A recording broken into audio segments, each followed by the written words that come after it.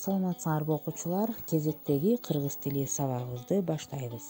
Бүгүнкү сабагыбыздын темасы катыштык сынатооч. Сабактын максаты бүгүн катыштык сынатоочтун өзгөчөлүгүн, кайсы мүчөлөр менен жасалаарын билесиңер. Сапаттык сынатооч менен катыштык сынатоочту бири-биринен айырмалай аласыңар, сүйлөмдөрдөн табасыңар. Өз алдыңарча иштеп, тапкычтыкка тарбияланасыңар. Башка бир зат менен болгон байланышына, кандайдыр бир катышына карай заттын өзгөчөлүктөрүн көрсөтүүчү сынатоочтор катыштык сынатоочтор деп аталат. Мисалдарга көңүл буралы. Катыштык сынатооч заттын орун менен болгон байланышын билдирет. Айылдык бала келди. Кайсы бала? Айылдык. Нарындык балдар мелдеште биринчи орунду алышты.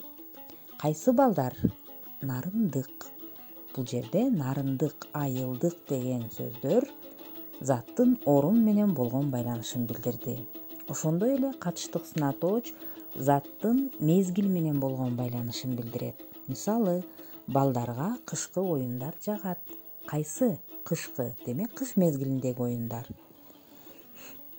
Ошондой эле экинчи мисалды карасак, жазгы суук жандан өтөт. Кайсы суук? Жазгы.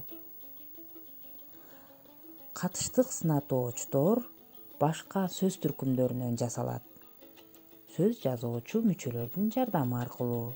Мисалы, луу деген мүчө аркылуу акылдуу, балалуу деген сөз жазалып атат. Уңгуга мүчөгө ажырата турган болсок, акыл, бала бул зататооч. Ага луу мүчөсү уланып, сынатооч жазалып атат. Дай мүчөсү аркылуу кагаздай, тоодой, кагаз, тоо деген сөздөр бул дагы зататооч. Демек, зататоочтон сынатооч жазалды. Лык деген сөз жазуучу мүчө аркылуу айылдык, шаардык деген катыштык сынатоочтор жазалды. Ошол сыяктуу эле гы мүчөсү аркылуу бүгүнкү, түнкү деген катыштык сынатооч жасалды. Лаш мүчөсүнөн сырдаш, аталаш деген сөздөр жазалды. Муну дагы оңгу мүчөгө ажыратсак, сыр, ата деген сөздөр зататооч. Демек, балдар, катыштык сынатоочтор ушундай жол менен жасалат экен. Эми бүгүнкү темабызды бышыктап, китебибиздеги көнүгүүлөрдү аткаралы. Биринчи тапшырма китебиңерде 289 көнүгүү турат. Баатыр күүсү деген ыр. Мына ушул ырды окуп чыгып, катыштык сынатоочторду гана көчүрүп жазгыла.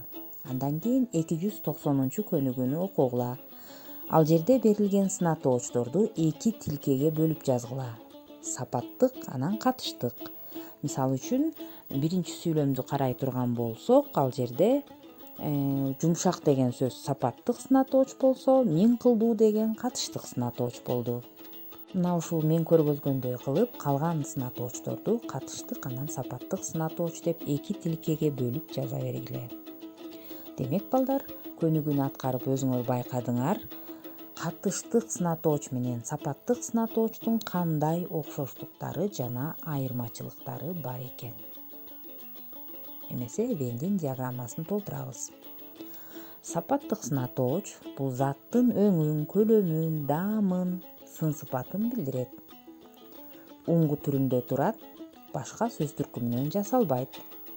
Ал эми, балдар, катыштык сынатооч заттын орун, мезгил менен болгон байланышын билдирет.